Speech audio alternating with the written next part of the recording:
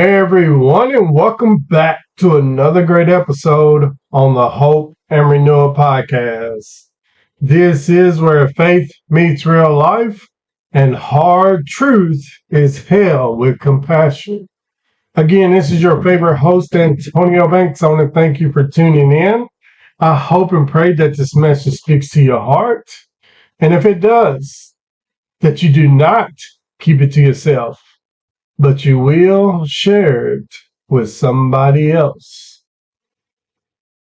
Have you ever had one of those days where everything should have gone right, but somehow everything went left?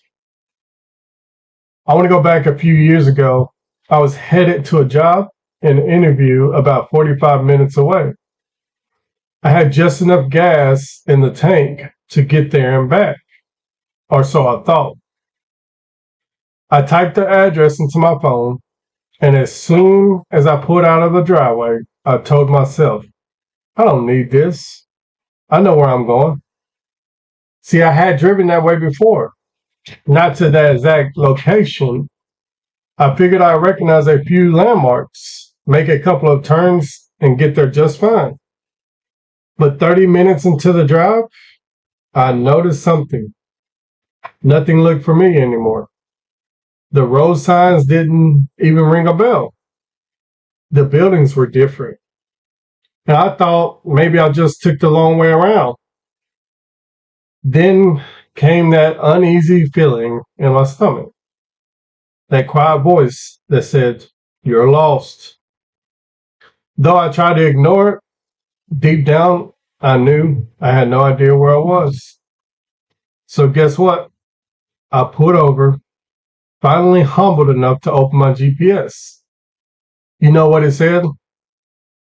Recalculating route. And it turns out I had missed a turn 20 minutes back, a straightforward turn. If I had just followed the directions, I would have been on time, I would have been calm and confident walking into the interview. Instead, I was sweating, frustrated, and late. See, the thing is, we think we've got it all figured out. We believe that experience, confidence, or pride can help us get there faster.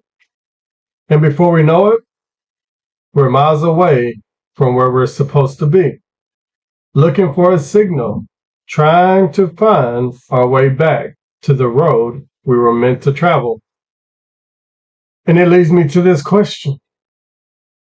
Have you ever thought you knew better than a map? You're cruising down the road, confident in your sense of direction, only to realize you're completely lost. And ain't it funny that with all the GPS systems, phones, and apps we have today, finding your way should be simple. Even with all that technology, we still find ourselves saying, I know where I'm going, only to find out later we needed that guidance just a little bit longer. And see, if you grew up in the 90s, like I always talk about, there was no GPS. It was just you, a paper map, and a whole lot of faith. And some of you know what I mean. See, those maps look like an Etch-a-Sketch gone wrong. Lines and grids everywhere. You unfold it, and suddenly the dashboard was gone. It even covered everything like you were driving behind a curtain. If you didn't know how to read it, well, you were lost before you even started. I know some of you remember MapQuest. There's turn-by-turn directions you'll print off. You'll follow them religiously until one turn was missed.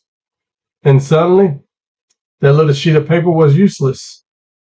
There was no recalculating voice to bail you out.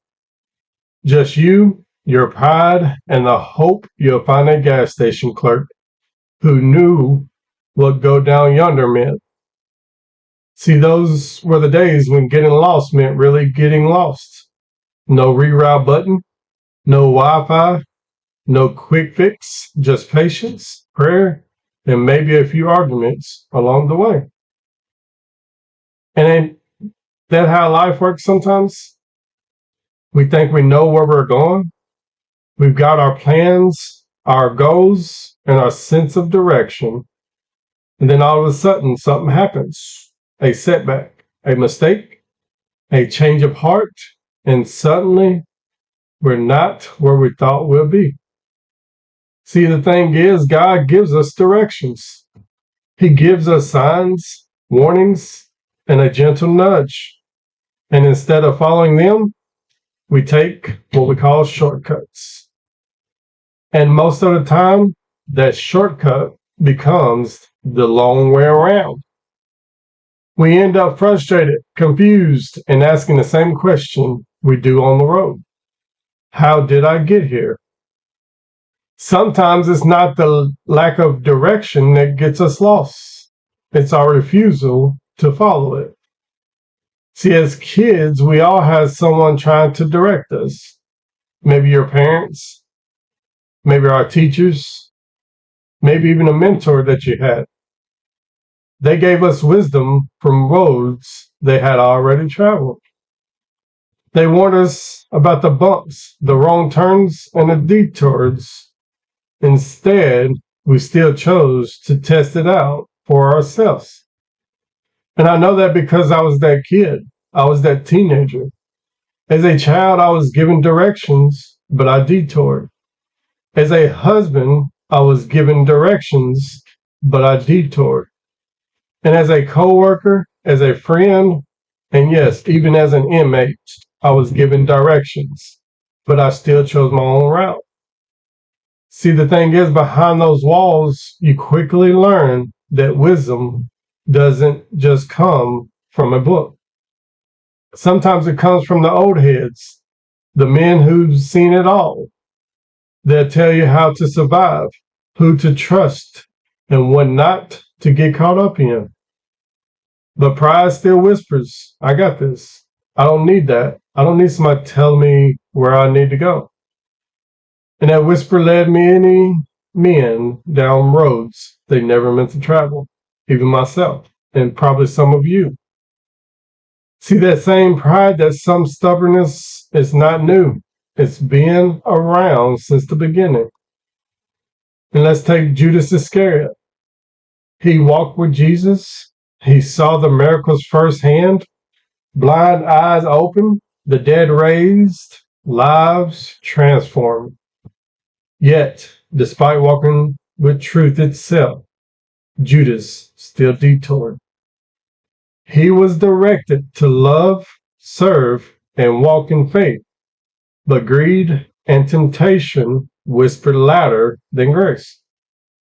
And what he did, he traded his direction for 30 pieces of silver. And that trade cost him everything. He had access to Jesus, but didn't stay committed to him. And that's the difference. Proximity isn't the same as obedience. And Peter did the same thing. He swore he'd never deny Jesus. When pressure came, fear drove him off course. 3 denials later, Peter wept bitterly, realizing he had taken a detour of his home. And these stories remind us that even when we're close to God, we're not immune to detours. You see, it's not just Judas, it's not just Peter, and it's not just me. It's all of us. We've all been directed, but detoured. And sometimes we ignore the warnings. Sometimes we get distracted, and sometimes we think we know better. But here's the beautiful part. Even when we take the wrong turn, God doesn't throw the map away. He doesn't say, you're on your own. He patiently waits for us to return to the route He designed for us. And life's detours don't disqualify you, they develop you. Every wrong turn teaches you to trust His directions just a little more. Because where you're going matters more than where you've been. And so before you take another detour, pause. Ask yourself, whose directions are you following?